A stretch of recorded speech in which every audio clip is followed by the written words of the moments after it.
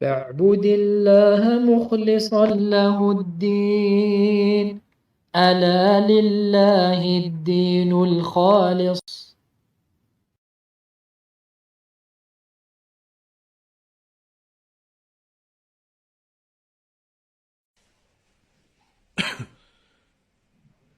إن الحمد لله نحمده ونستعينه ونستغفره ونعوذ بالله من شرور أنفسنا وسيئات أعمالنا. من يهده الله فلا مضل له ومن يضلل فلا هادي له، وأشهد أن لا إله إلا الله وحده لا شريك له، وأشهد أن محمدا عبده ورسوله صلى الله عليه وعلى آله وأصحابه وسلم. يا أيها الذين آمنوا اتقوا الله حق تقاته ولا تموتن إلا وأنتم مسلمون. يا أيها الناس اتقوا ربكم الذي خلقكم من نفس واحدة وخلق منها زوجها وبث منهما رجالا كثيرا ونساء، واتقوا الله الذي تساءلون به والأرحام إن الله كان عليكم رقيبا. يا أيها الذين آمنوا اتقوا الله وقولوا قولا سديدا يصلح لكم أعمالكم ويغفر لكم ذنوبكم، ومن يطع الله ورسوله فقد فاز فوزا عظيما. أما بعد، أخوتي في الله والأخوات، السلام عليكم ورحمة الله وبركاته. فما زلنا نقرأ بعد هذا التوقف، نواصل دروسنا في شرح كتاب التوحيد، وما زلنا في باب ما جاء في التغليظ في من عبد الله عند قبر رجل صالح. إذن نذكر الآن إن شاء الله تعالى المسألة 11، وهي قوله رحمه الله تعالى ذكره في خطبته قبل موته بخمس الرد على الطائفتين اللتين هما أشر أهل البدع. أشر أهل البدع. نعم.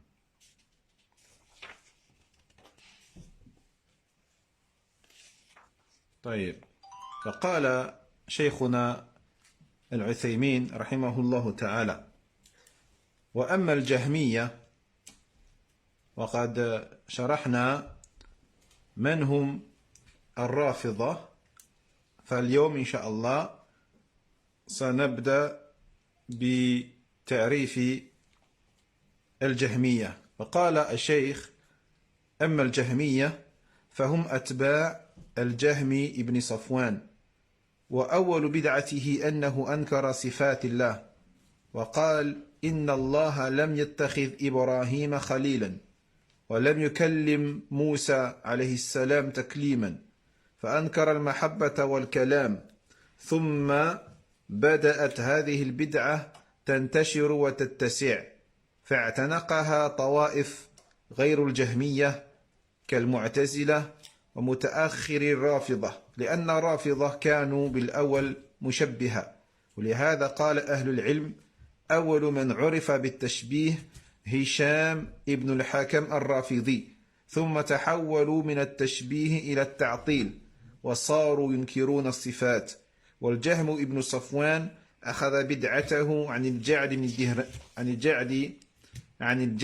ابن الدرهم، والجعد أخذ بدعته عن أبان بن سمعان، وأبان أخذها عن طالوت الذي أخذها عن لبيد بن الأعصم اليهودي الذي سحر النبي صلى الله عليه وسلم. فتكون بدعة التعطيل أصلها من اليهود. ثم إن الجهم ابن صفوان نشأ في بلاد خراسان، وفيها كثير من الصائبة وعباد الكواكب والفلاسفة، فأخذ منهم أيضا ما أخذ، فصارت هذه البدعة مركبة من اليهودية والصائبة والمشركين. Donc on poursuit bi'idhnillahi azza wa jal notre explication du Kitab al-Tawhid de l'imam Cheikh Mohammed ibn Abdul Wahhab rahimahullah. Et nous sommes toujours donc dans les enseignements ou les leçons importantes du chapitre de ce qui est parvenu sur la sévérité à l'encontre de celui qui adore Allah tabaraka wa ta'ala auprès de la tombe d'un homme pieux. Il dit ici, l'auteur, rahimahullah ta'ala, donc, dans le 11e point, l'évocation dans son discours 5 jours avant de mourir de la réfutation à l'encontre de 2 groupes qui sont les pires des gens de l'innovation. Donc il dit ici, en l'occurrence, ces 2 groupes-là sont Al-Rafida et Al-Jahmiya. Donc on a expliqué qui était Al-Rafida dans le cours précédent. Et aujourd'hui, on va voir donc qui sont la secte de Al-Jahmiya. Donc il dit le Cheikh Al-Uthaymin, rahimahullah ta'ala, quant au Al-Jahmiya, ce sont les suiveurs d'un certain Al-Jahm ibn Safwan. Et la première de ces innovations est le fait qu'il ait renié les attributs d'Allah tabaraka wa ta'ala en disant qu'Allah subhanahu wa ta'ala notamment n'a pas appris Ibrahim comme Khalil, comme ami proche ou comme une personne dont l'amour pour Ibrahim est immense. Également, il dit que Allah Jalla wa Ala n'a pas parlé à Moussa alayhi salam de vive voix. Il a également refusé de croire au fait qu'Allah Jalla wa Ala a l'attribut de l'amour ou l'attribut de la parole.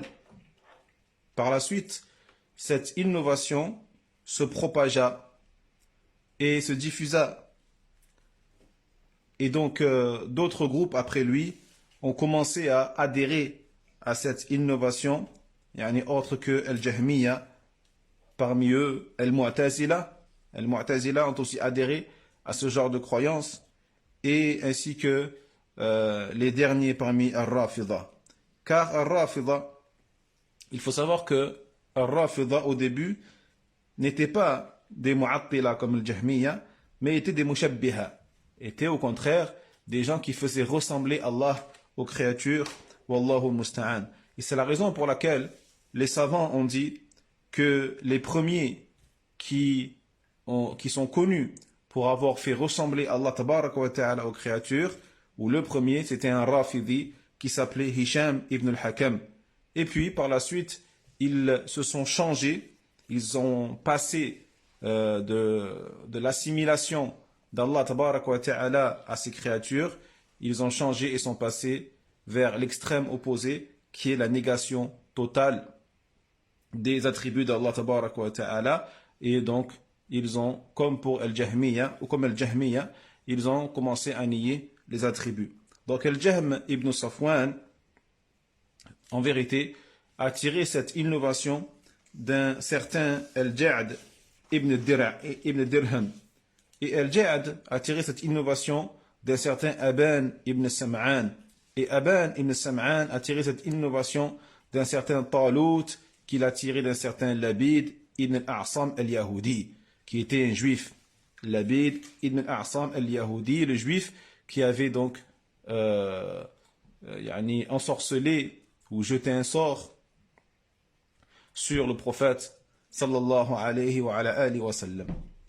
Et donc, cela revient à dire que l'origine même de cette innovation qui est la négation des attributs d'Allah tabaraka wa ta'ala, eh bien, provient de ce juif.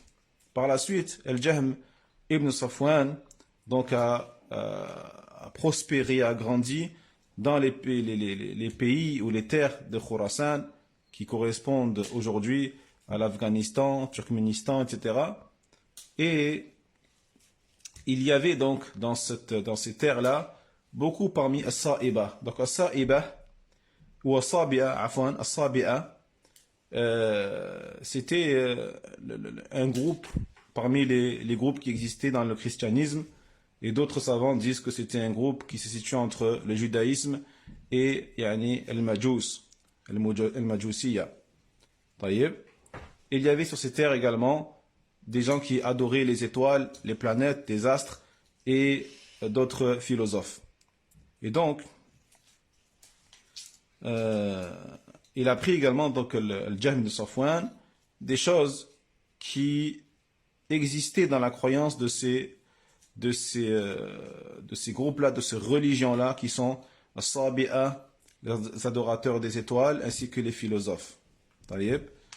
Et du coup, son innovation, sa bid'a, est un mélange yani de judaïsme, de Sabi'a, de la croyance des Sabi'a, et également des polythéistes. Puis cette innovation, donc, se diffusa dans la communauté islamique. Donc ces Jahmiya sont des Mu'attila, c'est-à-dire que ce sont des gens qui ont renié, neutralisé les attributs d'Allah Tabaraka wa Ta'ala. Ils les ont reniés et rejetés.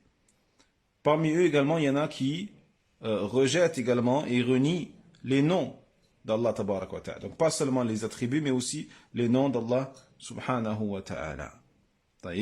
Donc les noms qu'Allah Jalla wa Ala s'est attribués à lui-même, ces gens-là disent que ce sont de simples annexions, de simples liens, mais dénués de toute réalité.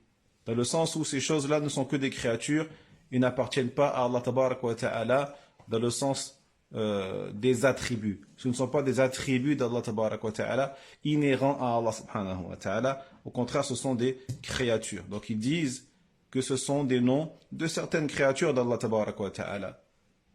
Prenons par exemple le nom d'Allah Jalla wa Ala, As-Sami'. As-Sami' qui veut dire celui qui entend, l'audient. Donc chez ces gens-là, Al-Jahmiya, As-Sami', ce nom-là, l'audient, eh bien, cela veut dire celui qui a créé l'ouïe. Celui qui a créé l'ouïe et qui l'a mise dans ses créatures. Vous voyez? Donc pour eux, As-Sami', pour Allah, ne veut pas dire celui qui entend, mais il veut dire celui qui a créé l'ouïe et qui a mis ce sens-là dans ses créatures. Et également Al-Basir. Donc Al-Basir, qui était des noms d'Allah Tabaraka wa Ta'ala également, et qui veut dire celui qui voit toute chose, bien sûr, pour Allah Tabaraka wa Ta'ala. Mais pour eux, Al-Basir, cela ne veut pas dire ça. Cela veut dire qu'Allah Jalla wa Ala, c'est lui qui a créé la vue et qui l'a mise dans ses créatures. Donc tout ça pour renier les noms qui appartiennent à Allah Tabaraka wa Ta'ala, que sont ces derniers. Et ainsi de suite. طيب. ومنهم من أنكر أن يكون الله أو أن يكون الله متصفا بالإثبات أو العدم فقالوا لا يجوز أن نثبت لله صفة أو ننفي عنه صفة حتى قالوا لا يجوز أن نقول عنه إنه موجود ولا إنه معدوم لأننا إن قلنا بأنه موجود شبهناه بالموجودات وإن قلنا بأنه معدوم شبهناه بالمعدومات فنقول لا موجود ولا معدوم فكابروا المعقول وكذبوا المنقول وهذا لا يمكن لأن تقابل الوجود والعدم من تقابل النقيضين اللذين لا يمكن ارتفاعهما ولا اجتماعهما بل لا بد أن يوجد أحدهما فوصف الله بذلك أو فوصف الله بذلك تشبيه له بالممتنعات على قاعدتهم. Parmi les Jahmiya, il dit les cheikhs, certains renient le fait qu'Allah Tabaraka wa Ta'ala puisse être décrit par l'affirmation ou par l'inexistence, ou puisse être décrit par l'existence ou l'inexistence. Ils disent qu'il n'est pas permis d'affirmer pour Allah Tabaraka wa Ta'ala quelconque attribut. Et également, il n'est pas permis de renier d'Allah Jalla wa Ala un quelconque attribut. Ils sont arrivés jusqu'à dire qu'il n'est pas permis que nous disions qu'Allah Jalla wa Ala existe. De la même manière qu'il n'est pas permis de dire qu'Allah Tabaraka wa Ta'ala n'existe pas. Donc pour eux, il n'est ni permis de dire qu'Allah n'existe pas, ni de dire qu'Allah Jalla wa Ala existe. Les deux sont interdits chez eux. Pourquoi? Parce qu'ils disent que cela reviendrait à attribuer à Allah un attribut qui est celui de l'existence, et cela est interdit. Wallahu al-musta'an. Donc ils disent que si nous disions qu'Allah Jalla wa Ala existe, eh bien, on le fera ressembler à ces créatures qui existent elles aussi. Donc vu que ces créatures ont cet attribut de l'existence, les créatures qui existent, eh bien l'existence ne peut pas du coup être un attribut d'Allah tabaraka wa ta'ala, wallahu musta'an. Et ils disent que si nous disons qu'Allah Jalla wa ala n'existe pas, eh bien on l'aura fait ressembler aux choses qui n'existent pas. Taïeb. Donc nous disons, enfin eux ils disent, pardon, a'udhu billah, al-Jahmiya, ils disent, nous disons qu'il n'y a que Allah tabaraka wa ta'ala n'est ni existant, n'est ni inexistant. Donc ils sont allés à l'encontre totalement de la logique, de la raison, et en plus ils ont bien sûr renié les textes qui nous ont été rapportés. Et donc cette croyance, bien sûr, est totalement illogique et est impossible à concevoir. Tout simplement car l'existence et l'inexistence ne peuvent pas se retrouver face à face. Il est impossible de mettre au même niveau, face à face, l'existence et l'inexistence, car ce sont deux opposés. Deux opposés, deux choses qui sont totalement contradictoires et contraires, qu'il n'est pas possible de réunir, comme il n'est pas possible également de les enlever en même temps. Taïeb, ce sont deux naqid, deux opposés, deux choses qui sont contraires l'un à l'autre, ou l'une à l'autre, qu'il n'est pas possible, bien sûr, de réunir. Une chose ne peut pas exister et en même temps inexister. Et également deux choses qui ne peuvent pas être supprimées en même temps. Une chose ne peut pas exister et inexister en même temps. Ou ne pas exister et ne pas inexister. Elle est soit existante, soit inexistante. C'est soit l'une, soit l'autre. Il dit le cheikh, il est obligatoire qu'il y a un de ces deux attributs. Soit la chose existe, soit elle n'existe pas. Donc le fait de qualifier Allah tabaraka wa ta'ala comme cela, en disant qu'Allah ni n'existe, ni n'existe pas, eh bien, ça serait le faire ressembler à des choses qui sont impossibles à concevoir selon leur croyance. Wallahu al-musta'an. Naam.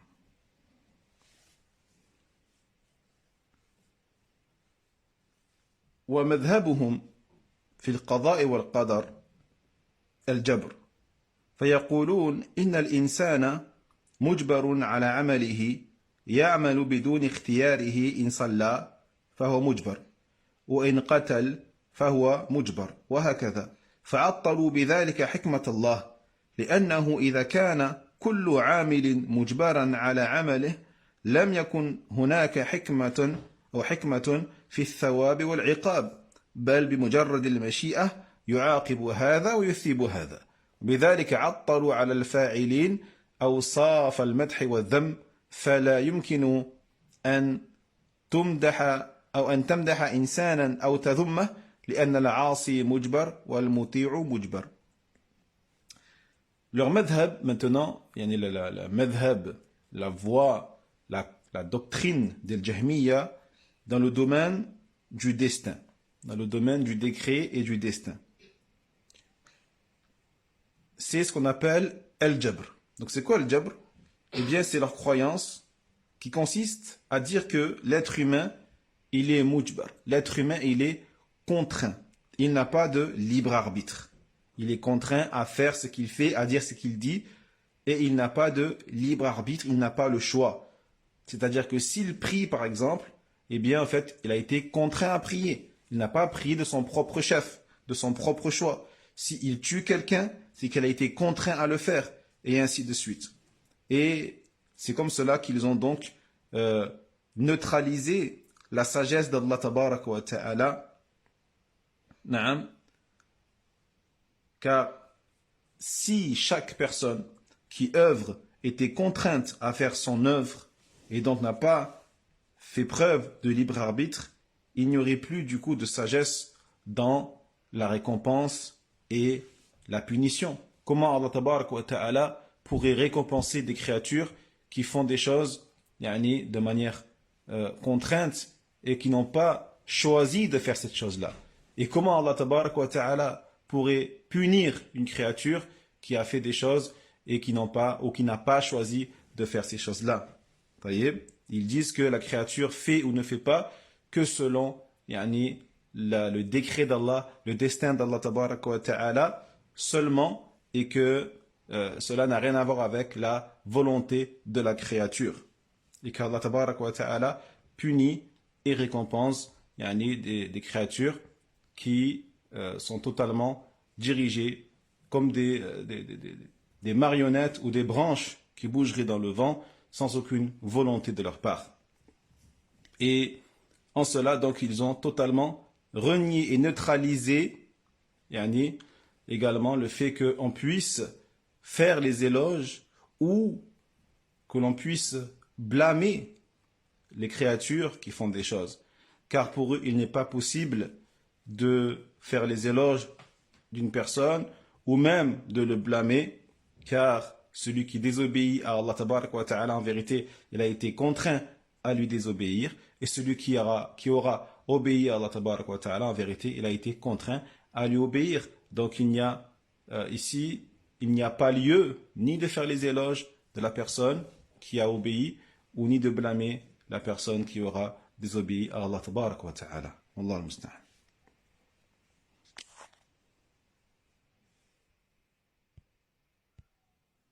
طيب.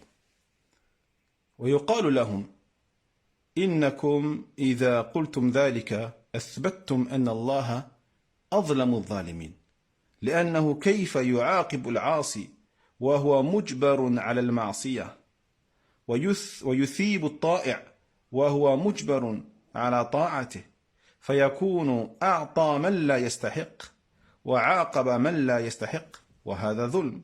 فقالوا هذا ليس بظلم، لأن الظلم تصرف المالك في غير ملكه وفي غير ملكه، وهذا تصرف من المالك في ملكه يفعل به ما يشاء. وأجيب بأنه باطل، لأن المالك إذا كان متصفا بصفات الكمال لن يخلف وعده، وقد قال الله تعالى ومن يعمل من الصالحات وهو مؤمن فلا يخاف ظلما ولا هضما. فلو أخلف هذا الوعد لكان نقصا في حقه وظلما لخلقه حيث وعدهم فأخلفهم. طيب. Donc on leur dit à ces gens-là, ces Jahmi, par rapport au destin, si vous dites cela, eh bien vous aurez affirmé qu'Allah tabaraka wa ta'ala serait le plus injuste des injustes, subhanallah. Car comment Allah tabaraka wa ta'ala pourrait-il punir celui qui désobéit alors qu'il a été mujbar, alors qu'il a été contraint à la désobéissance? Comment Allah tabaraka wa ta'ala pourrait-il récompenser l'obéissant alors que, selon vous, il a été contraint à son obéissance? Donc si vous dites cela, vous diriez ou vous prétendriez qu'Allah tabaraka wa ta'ala récompense et donne des choses à ceux qui ne le méritent pas et punirait ceux qui ne le mériteraient pas. Ceci est donc une injustice énorme. Et eux, qu'est-ce qu'ils répondent à cela également? Ils disent non, cela n'est pas une injustice, car l'injustice serait que la personne dispose et fasse ce qu'il veut des choses qui ne lui appartiennent pas. Mais ici, Allah tabaraka wa ta'ala dispose de ses créatures et fait ce qu'il veut de ces créatures, car ce sont ses créatures. Donc il en fait ce qu'il veut, et comme il décide, s'il décide de châtier des créatures, même si elles n'ont pas été totalement intentionnelles et volontaires dans leurs actions, si Allah tabaraka wa ta'ala décide de punir des créatures, même si elles ont été contraintes à ces choses-là, Allah fait ce qu'il veut, car c'est son royaume, etc. Il dit le Cheikh Al-Uthaymin, je réponds à cela, que cette ambiguïté, bien sûr, est totalement fausse et erronée. Pourquoi? Car celui qui possède cet univers, bien sûr, c'est Allah tabaraka wa ta'ala. Qui possède toutes ces créatures, c'est Allah tabaraka wa ta'ala. Mais vous savez qu'Allah Jalla wa Ala est qualifié des attributs de perfection. De perfection. Et parmi ces attributs-là de perfection, il y a le fait qu'Allah tabaraka wa ta'ala ne brise jamais sa promesse. Il ne manque jamais à sa promesse. Dans le sens du verset, Allah tabaraka wa ta'ala dit dans la sourate Taha, celui qui fait des œuvres pieuses tout en étant croyant, eh bien, il ne craindra aucune injustice ni aucune diminution de sa récompense. Allah il le dit, celui qui fait des œuvres pieuses tout en étant croyant, il ne craindra pas aucune injustice et aucune diminution. Donc si Allah tabaraka wa ta'ala brise cette promesse qu'il a faite dans ce verset-là, ce serait bien sûr une imperfection par rapport à Allah tabaraka wa ta'ala. Et Allah bien sûr est le plus parfait des parfaits, et une injustice également à l'égard de ses créatures, dans le sens où Allah tabaraka wa ta'ala n'aurait pas respecté sa promesse envers elles. Wallahu al-musta'an. Naam. ثم قال ومذهبهم في أسماء الإيمان والدين الإرجاء فيقولون إن الإيمان مجرد اعتراف الإنسان بالخالق على الوصف المعطل عن الصفات حسب طريقتهم وأن الأقوال والأعمال لا مدخل لها في الإيمان وأن الإيمان لا يزيد ولا ينقص ومن هذه الأمور الثلاثة قالوا إن أفسق وأعدل عباد الله في الإيمان سواء بل قالوا إن فرعون مؤمن كامل الإيمان وجبريل مؤمن كامل الإيمان لكن فرعون كفر لأنه ادعى الربوبية لنفسه فقط فصار بذلك كافرا قال ابن القيم رحمه الله تعالى عنهم والناس في الإيمان شيء واحد كالمشط عند التماثل الأسنان. طيب. Puis, bien sûr, je précise avant de continuer que, bien sûr, Allah tabaraka wa ta'ala, sa volonté est supérieure à toute volonté. Yani, malgré le fait que les créatures ont un libre arbitre et ont une volonté, il faut savoir qu'Allah tabaraka wa ta'ala a aussi une volonté, bien sûr, qui ne peut, face à laquelle personne ne peut s'opposer. Donc la volonté d'Allah tabaraka wa ta'ala est bien sûr supérieure à toute volonté. Puis dit les cheikhs, rahimahullah ta'ala, leur madhab au niveau maintenant de la foi et de la religion, c'est ce qu'on appelle al-irja. Al-irja, qu'est-ce que c'est? C'est la croyance qui constitue à croire que la foi n'est juste qu'une reconnaissance de la part de la créature qu'il y a un créateur. Voilà. La foi, c'est quoi? C'est juste le fait de reconnaître qu'il y a un créateur. Taïeb. Mais chez eux, bien sûr, tout en reniant et en neutralisant les attributs d'Allah tabaraka wa ta'ala selon leur doctrine. Et donc, pour eux, les paroles ainsi que les actes n'entrent pas dans l'appellation de la foi. Hein? Les paroles ou les actes ne sont pas concernés par la foi. Pour eux, la foi, c'est juste une reconnaissance de l'existence du Créateur, et c'est tout. Et que la foi, pour eux, ni elle augmente, ni elle diminue. Ni elle augmente, ni elle diminue. Et donc, à partir de là, qu'est-ce qu'ils disent? Ils disent que ce soit la créature la plus désobéissante vis-à-vis d'Allah, ou la créature la plus obéissante et la plus juste vis-à-vis d'Allah tabaraka wa ta'ala, dans la foi, eh bien, elles sont toutes les deux identiques. Elles sont toutes les deux identiques. Le désobéissant à Allah comme l'obéissant à Allah sont toutes les deux identiques au niveau de la foi. Wallah al-musta'an. Ils disent pire que ça là. Ils disent que Pharaon est un croyant avec une foi complète, car il a reconnu l'existence d'Allah tabaraka wa ta'ala. Donc c'est un croyant avec une foi complète. Et Jibril alayhi salam, bien sûr, c'est un croyant avec une foi complète.